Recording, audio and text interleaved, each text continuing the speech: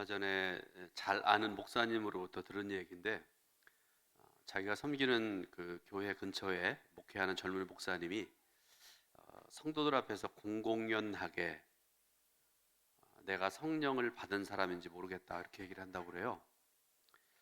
어떻게 해야 될지 모르겠다 그런 얘기를 합니다. 만약에 여러분들이 그 목사님의 선배 목사님이라든지 아니면 동료 목사님이라고 그러면 그럼 어떻게 해야 될까요? 이어서 하는 말이, 그 목사가 머리가 커졌다고 말을 안 듣습니다. 그렇게 얘기를 해요. 이제 안수받고 이제 자기도 나이 먹을 만큼만 먹고 목회할 만큼 했다는 그런 얘기가 아니겠습니까? 또 하나의 질문을 좀 하려고 그러는데요. 자, 그러면 성령을 받은 증거가 무엇일까? 우리가 어떻게 신앙 고백을 하고 어떻게 말을 하고 어떻게 살아가야 성령 받은 사람의 모습일까?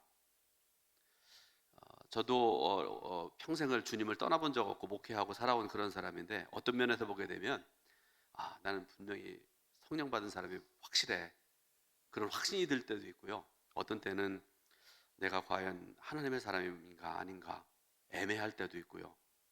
그래서 어, 누구 앞에 가서 나는 하나님의 사람, 성령의 사람, 하나님이 기뻐하시는 믿음의 삶이라고 늘 얘기하고 살아가면 좋겠지만 그렇지 못할 때가 있다 하는 그런 말씀이기도 합니다.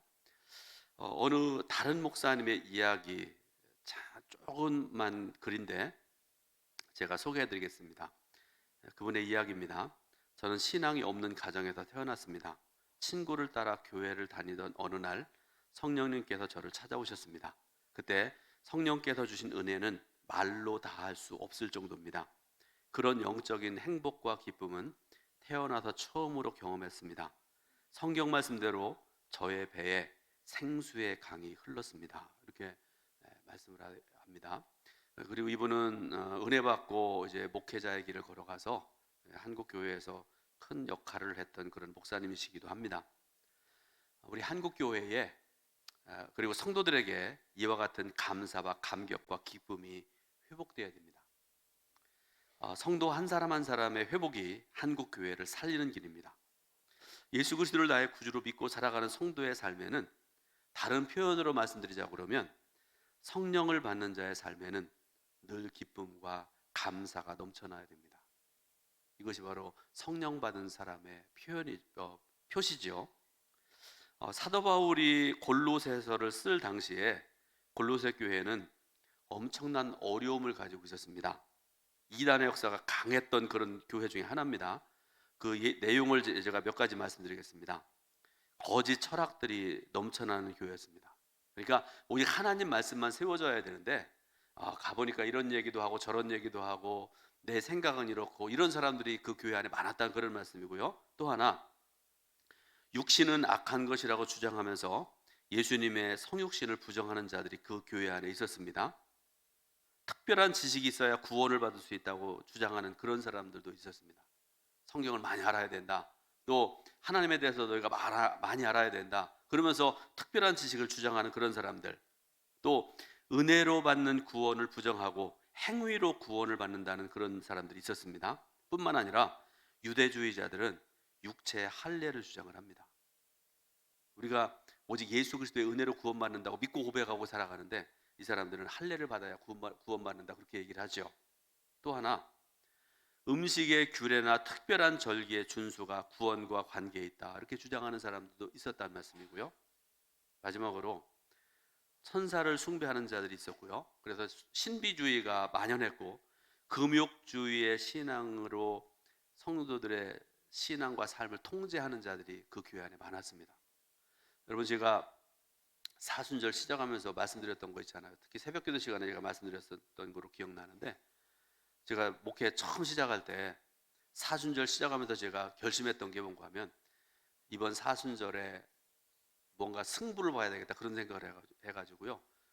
성도들한테 그런 얘기를 했습니다. 많은 성도 아니었지만 저한테 찾아오지도 말고, 저도 뭐 찾아가지도 않을 거고 어디 가지도 않을 거고, 저는 이 절기에 이렇게 살아가겠습니다. 지금 생각해 보니까 다 올가매는 하나의 그런 것들이더라고요, 보니까. 그래서 여러분, 그때 제가 사순절 지내면서 죽을 뻔했다가 살아났던 기억이 있습니다. 그러니까 여러분, 금욕주의자들 뭐 이것도 하지 말아야 되고 저것도 금해야 되고 막 우리를 올가매는 것들이 엄청나게 많지 않습니까? 골로새 교회 당시의 그 모습이 바로 이런 모습이었다는 그런 말씀인데요. 여러분 한번 생각해 보세요. 교회 안에 이런 이단들, 거짓 교사들이 넘쳐난다고 하면 어떻게 될 것 같습니까? 이 소식을 들은 사도 바울이 골로새 교회를 향해서 일침을 가하는 말씀을 주시는데요. 오늘 우리가 읽은 1절, 2절의 말씀입니다. 자, 1절, 2절 말씀을 같이 봉독해 올립니다. 그러므로 너희가 그리스도와 함께 다시 살리심을 받았으면 위의 것을 찾으라. 거기는 그리스도께서 하나님 우편에 앉아 계시느니라. 위의 것을 생각하고 땅의 것을 생각하지 말라. 아멘. 믿는 자와 예수 그리스도의 관계는 생명의 관계입니다. 그리스도인은 이미 십자가 사건을 통해서 예수님과 함께 죽은 자들입니다. 죄에 대하여 죽었고 옛 생활에 대해서 죽은 자입니다.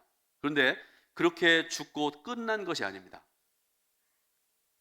그리고 끝났으면 우리는 아무것도 안 해요. 성경은 우리가 예수 그리스도와 함께 다시 살아났다고 말씀하고 계세요. 예수님께서 죽음에서 생명으로 부활하신 것처럼 그리스도인들도, 곧 저와 여러분들도 예수님과 함께 살리심을 받았다. 성경은 분명히 말씀을 하고 계십니다.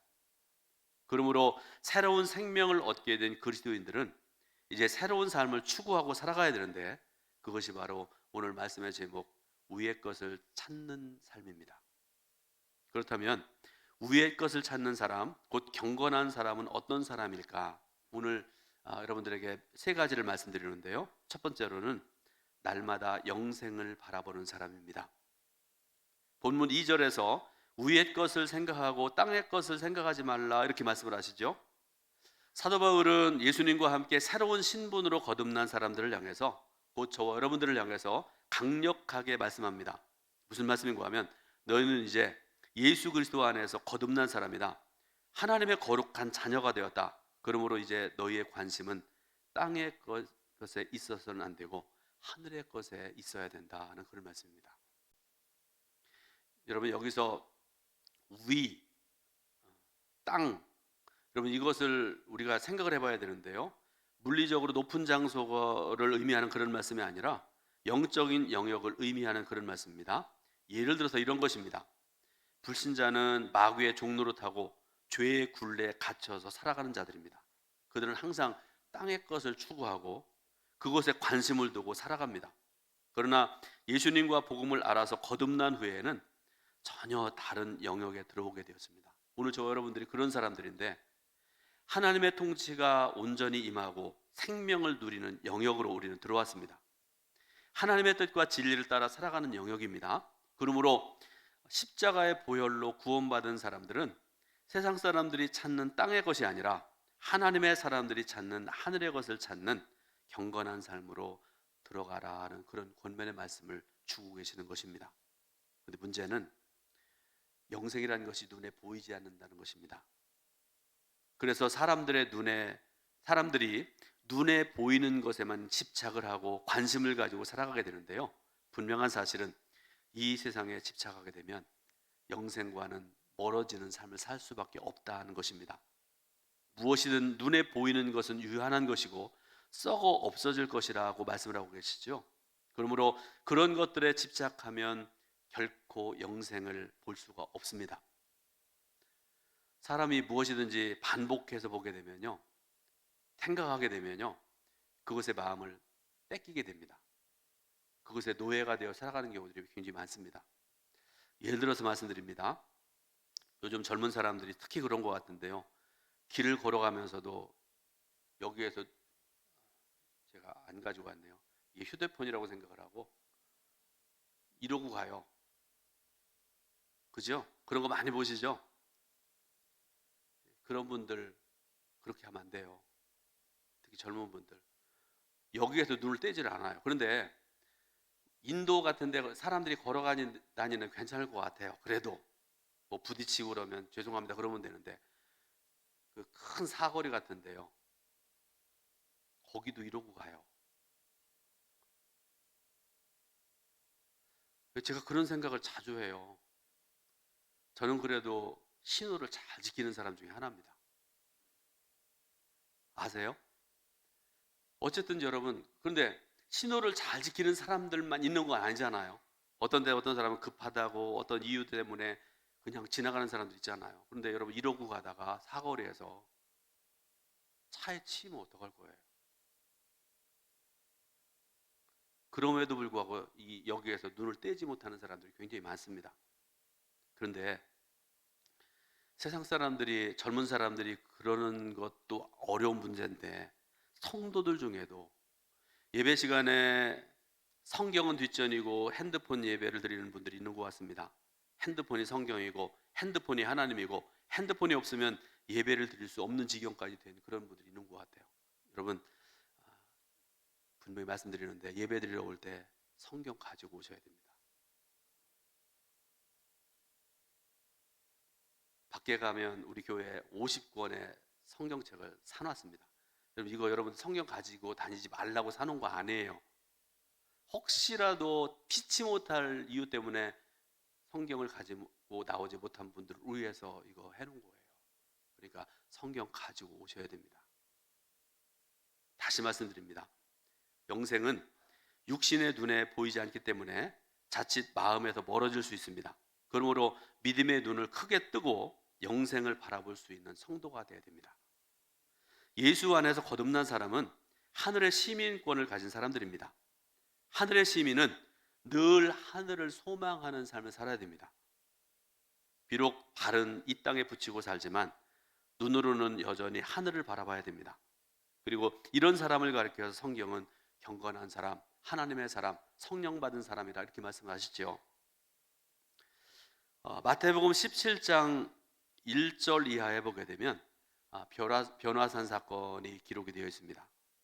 예수님과 세 제자가 베드로와 야고보와 요한이 변화산에 올라갔습니다. 거기에서 이 세 명의 제자들은 신비한 일을 경험하게 됩니다.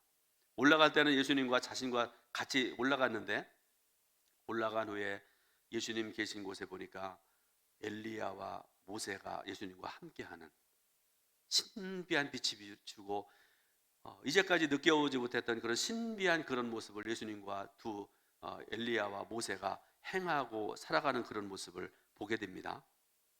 그 순간 변화산 사건은 땅 위에 임한 하나님의 나라였습니다. 영생의 삶이 현실의 땅에 임한 것입니다. 그 광경을 본 베드로는 여러분, 늘 생각하지만 베드로는 성격이 너무나 급해서 문제가 많은 사람 중에 하나잖아요. 근데 이때도 베드로가 나섭니다. 그 광경을 보고 너무나 황홀해서, 그래서 그가 뭐라고 얘기하는가 하면, 주여 여기에 초막 셋을 짓고 우리가 여기에 머물러 있는 것이 좋겠사오니, 이렇게 예수님 앞에 고백을 하죠. 여러분, 이처럼 영생을 맛본 사람은요, 썩어질 세상에 마음을 줄 이유가 없습니다. 영생을 바라보며 살아가는 성도들은 이 땅에서 무엇을 추구해야 되고 무엇을 버려야 될지를 구별할 수 있게 되는 것입니다. 경상남도 거창이라는 조그만 그 도시에 거창고등학교라고 있습니다. 우리가 이제 명문고등학교, 지금은 그런 얘기 잘 안 하지만 이 교회가 여러 가지 면에서 좋은 학교, 명문고등학교로 그렇게 알려진 그런 학교인데요. 이 거창고등학교에는 특별한 직업선택 10계명이라는 것이 있다고 그래요. 우리의 일반적인 생각과는 전혀 다른 것입니다. 그걸 제가 소개해 드리겠습니다. 첫 번째, 월급이 적은 쪽을 선택해라. 두 번째, 내가 원하는 곳이 아니라 나를 필요로 하는 곳을 택하라. 세 번째, 승진의 기회가 없는 곳을 택하라. 네 번째, 조건을 갖춘 곳보다 처음부터 시작해야 하는 황무지를 택하라. 다섯 번째, 사람이 모여드는 곳에 가지 말고 아무것도 가지 않은 곳에 가라. 여섯 번째, 장래성이 없다고 생각되는 곳으로 가라. 일곱 번째, 사회적 존경을 바랄 수 없는 곳으로 가라. 여덟 번째, 한 가운데가 아니라 가장자리로 가라. 아홉 번째, 부모나 아내가 결사 반대하는 곳이면 틀림없다. 의심하지 말고 가라. 열 번째, 왕관이 아니라 단두대가 기다리고 있는 곳으로 가라. 들어보시니까 어때요? 세상은 더 편한 곳으로, 더 많이 소유할 수 있는 곳으로, 더 높은 지위를 얻는 곳으로 가라고 늘 우리를 권면합니다. 그게 성공인 줄 알고 그렇게 얘기를 합니다. 그러나 거창고등학교의 10계명, 그와는 정반대의 삶을 살라고 권면하죠. 그리고 이것이 예수님께서 추구하셨던 삶이기도 합니다. 또한 이것이 영생을 바라보는 삶이기도 합니다. 여러분들에게 질문하겠습니다. 여러분은 무엇을 바라보고 살아갑니까? 이제 예배 시간에는 물론 여러분 말씀 듣는 시간에 저를 보고 또 많은 경우에 십자가를 바라보고 예배드리는데 참 좋은 일이라고 생각을 해요. 그런데 여러분 예배 딱 끝나고 난 다음에 1시간 예배드리고 난 다음에는 여러분 밖으로 나가야 되잖아요. 그 순간부터 하루하루 살아갈 때 순간순간 살아갈 때 여러분들은 무엇을 바라보고 살아갑니까? 바라기는 위의 것을 찾으시기 바랍니다. 영생을 바라보고 그래서 참된 경건의 사람 되시기를 주님의 이름으로 축원드립니다. 두 번째로 항상 말씀에 귀를 기울이는 사람입니다. 위의 것을 찾으라는 명령은 삶의 방향성을 의미하는 그런 말씀입니다. 어떤 방향으로 생각할 것인가? 어떤 방향으로 행동하며 살 것인가? 어떤 방향으로 인생의 목표와 비전을 잡아서 살아갈 것인가 하는 그런 문제지요. 거듭난 그리스도인들은 삶의 방향이 오직 하나밖에 없어요. 잘 들으시기 바랍니다. 오직 예수 그리스도께로 맞추어져 있어야 됩니다. 그리고 그 예수님은 하나님 보좌 우편에 계시다 성경에 말씀하고 계시죠. 그러므로 오늘 저 여러분들의 삶의 방향도 오직 하나님께로 향해야 되고 주님이 주실 영생에 있어야 될 줄로 믿으시길 바랍니다. 세상에는 수많은 주파수와 정보와 소리들로 가득합니다. 여러분 TV 많이 보시죠? 연속극 많이 보시고 뭐 그러는데요.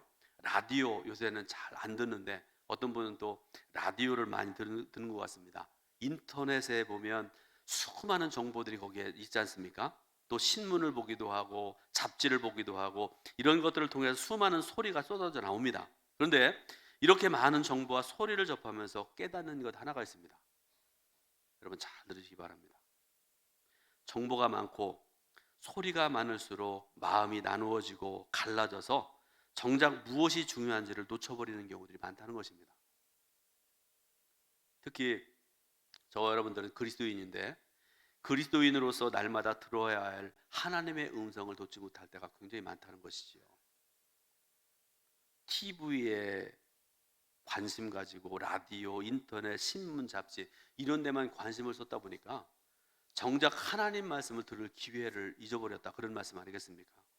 그래서 저는 새벽 기도의 시간이 제 인생과 제 목회에 있어서 가장 중요하고 가장 소중한 시간이라고 생각을 하고요.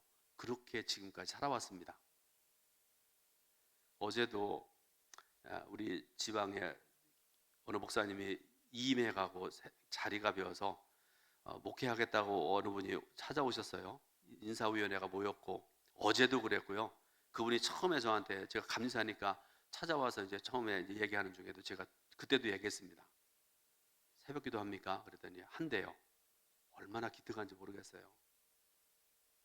아직 이런 목회 정식으로 시작한 거 아니죠. 저도 목회하면서 목사님들이 저한테 뭐 물어볼 때도 어떤 때나 저는 늘 하는 얘기가 저는 아무런 능력도 없고 특징도 별로 없는 것 같은데 제가 하나 그래도 은혜로 살아가는 거는 새벽 기도하는 그런 믿음으로 목회하고 살아왔습니다. 여러분 새벽 기도 안 하신 분들을 위해서 제가 한번 말씀드릴게요. 우리 교회는 새벽 기도 한 30분 정도 하잖아요. 신앙 고백을 하고 찬송 2장 부르고 합심 기도하고 짧은 설교하고 주기도문 하면 대개 30분 정도면 끝납니다. 그런데 그 예배 후에 약 30분 정도 중보기도 해야 될 것, 그죠? 성도들이 저한테 부탁하는 것, 또 제 개인 기도도 있고 그렇지 않습니까? 그거 하고 난 다음에 어떤 때는요, 하고 난 다음에 제 자리가 바로 저기거든요. 새벽에 어떤 때는 가만히 앉아 있을 때가 많습니다. 앞에 다 꺼져 있고 십자가가 이렇게 보이고 그러는데 주님의 십자가가 굉장히 위로가 되는 경우들이 많아요. 어떤 성도들이 보면서 그럴지도 모르겠습니다. 저 목사가 기도 안 하고 이렇게 앞에 십자가만 쳐다보고 있는가, 그런 생각할지도 모르겠는데요. 여러분, 어떤 때 그럴 때에 앉아서 이렇게 있다 보면 어떤 30분도 있고 어떤 때는 1시간 되기도 하고 그러는데요. 그런데 그때 하나님께서 저를 찾아오시는 경우들이 많습니다. 그때 말씀하시고요, 깨닫게 하시는 경우들이 많습니다. 그래서 그 시간이 굉장히 소중한 시간이라고 저는 믿고, 그래서 다른 분들에게도 새벽에 그 시간이 얼마나 소중한 시간인지 모릅니다. 기도하십시다, 그런 말씀 드리거든요. 사랑하는 여러분, 마음의 주파수를 주님께 맞추고 살아가는 여러분 되시기 바랍니다. 늘 위의 것을 추구하고 영생을 소망하고 삶의 방향을 하늘에 두는 저 여러분 되시기를 주님의 이름으로 축원드립니다. 세 번째로, 항상 마라나타의 신앙으로 살아가는 사람입니다.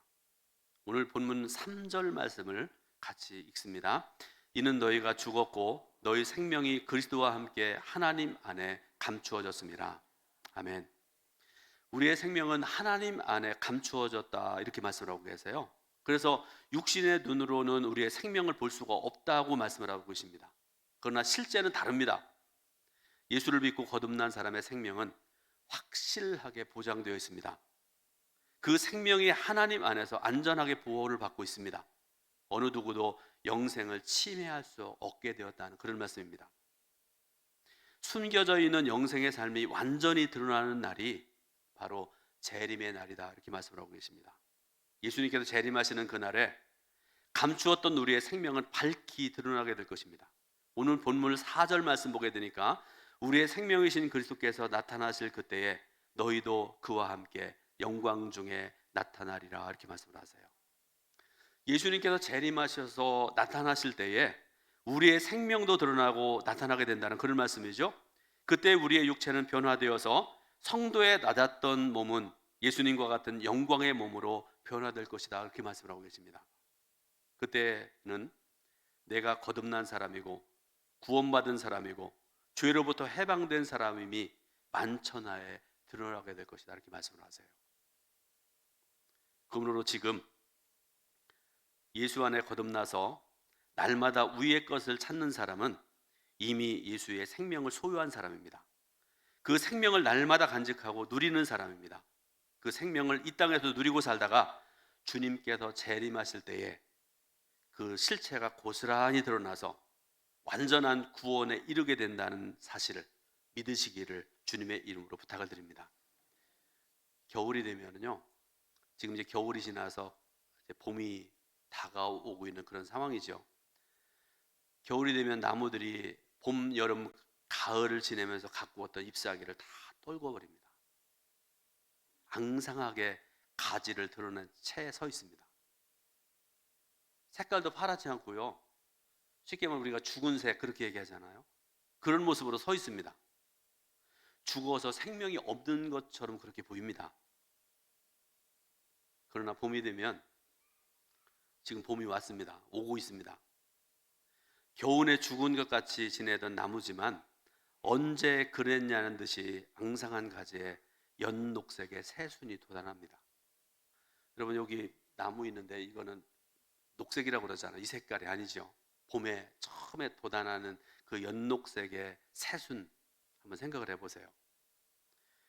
제 친구 목사님의 사모님은요, 이 연녹색의 새순을 너무나 좋아해서 이 시기가 되면 남편 목사님이 맨날 졸른대요. 산에 가자. 그래서 차를 타고 두 분이 드라이브를 한다고 그러네요. 지금도 아마 준비하고 있을 것 같습니다.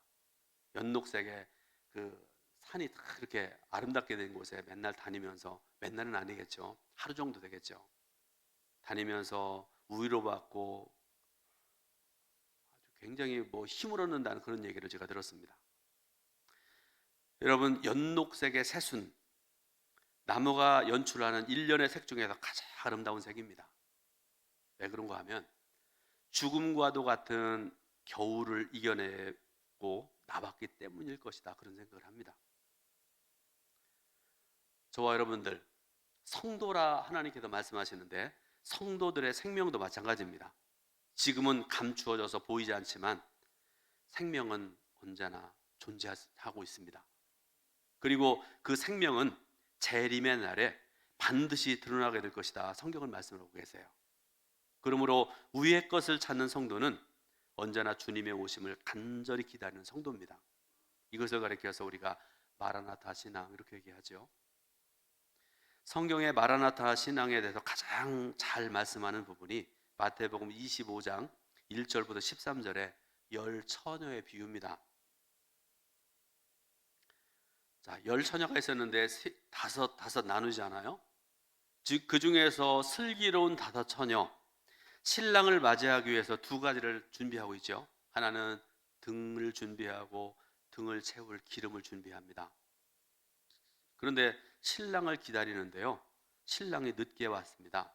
그렇지만 여러분, 신랑이 아무리 늦게 왔다 할지라도 이 슬기로운 여인 다섯 명은 준비된 모습으로 신랑을 맞이하고 그리고 천국 잔치에 들어갔다고 성경이 그렇게 말씀하고 계시죠.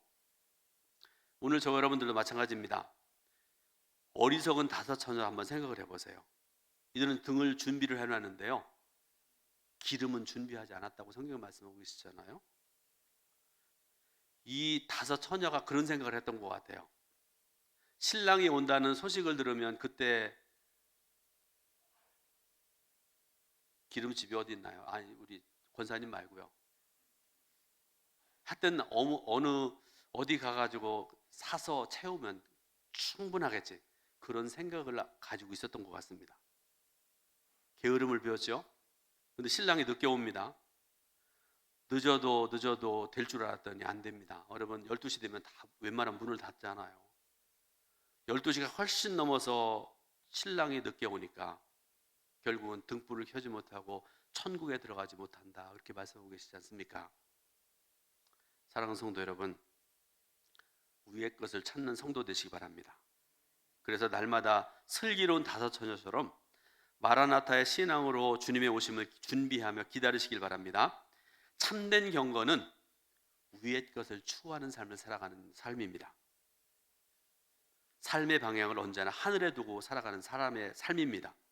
날마다 영생을 사모하고 영생을 추구하는 삶을 살아가는 사람입니다. 오늘 저와 여러분들이 이런 신앙을 회복할 수 있기를 바라고요, 참된 경건의 삶으로 나아가는 저와 여러분들 모두가 되시기를 예수님의 이름으로 축원을 드립니다. 기도하겠습니다. 하나님 은혜와 크신 사랑을 감사드립니다. 귀한 주일하러 가신 하나님, 예배드리게 하신 하나님, 또 이 시간에 말씀 듣게 하시니 진정으로 감사드립니다. 저희들 주시는 말씀 마음으로 듣고 또 행하고 실천하고 위의 것을 날마다 사모하고 추구하는 복된 삶을 살아가는 성도들 모두가 될 수 있도록 인도하여 주옵소서. 예수 그리스도의 이름으로 기도드립니다. 아멘.